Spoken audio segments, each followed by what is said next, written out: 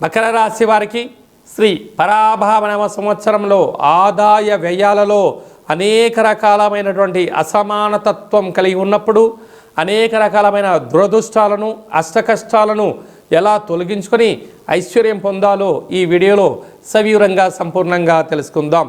మకర రాశిలో ఏ ఏ నక్షత్రాలు వస్తాయి అనగా ఉత్తరాషాఢ నక్షత్రంలోని 2, 3, 4 పాదాలు, శ్రవణ నక్షత్రంలోని 4 పాదాలు, ధనిష్ఠా నక్షత్రంలోని 1, 2 పాదములు కలిపితే మకర రాశి. రాశాధిపతి శని భగవానుడు. వీరికి ధనవాకు కుటుంబ స్థానంలో త్రిగ్రహ సంచార స్థితి ఉన్నప్పుడు దయచేసి తల్లిదండ్రులతో మౌనం, ధ్యానం, ఏకాగ్రత, గౌరవ మర్యాదలు ఇచ్చిపుచ్చుకోగలిగినట్లయితే మీకు అనంతమైన ఆనందము మీ సొంతమవుతుంది.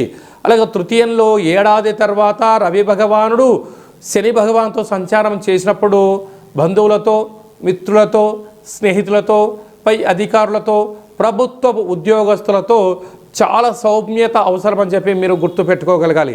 సౌమ్యం లేకపోతే దీనికి భారీ మూల్యం చెల్లించక తప్పదు. పోలీస్ స్టేషన్లు, కోర్టు సమస్యలు, అనేక రకాలమైనటువంటి ఈ పరాభవన సంవత్సరంలో అధికమైనటువంటి ఆర్థిక ఇబ్బందులను చవిచూసే పరిస్థితి చాలా అధికంగా ఉంటుందని చెప్పి గమనించాలి.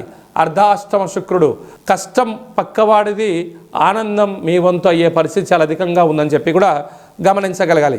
6వ స్థానంలో గురు సంచార స్థితి ఉన్నప్పుడు దయచేసి పిల్లలు ఏకాగ్రతగా చదవాలి, ఉన్నత లక్ష్యంతో ప్రయాణం చేయగలగాలి.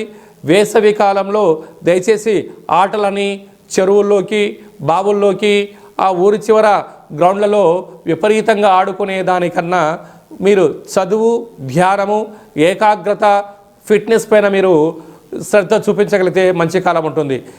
ఇలాంటి కష్టకాలంలో మీరు చైత్ర పూర్ణిమ సందర్భంగా ఒక వెడల్పాటి పాత్రలో పాలను లేకుండా జొన్న పిండిని, బియ్య పిండిని వేసి మీ మనసులో ఉండబడిన కోరికను ఆ చంద్ర భగవాన్ని చూస్తూ నమస్కారం చేసుకొని ఆ యొక్క శ్వేతవర్ణం కలిగినటువంటి తిలకాన్ని పెట్టుకొని ఈ నీటిని గోమాతకు పెట్టడం వలన అష్ట కష్టాలు తొలగిపోతాయని చెప్పి గమనించాలి.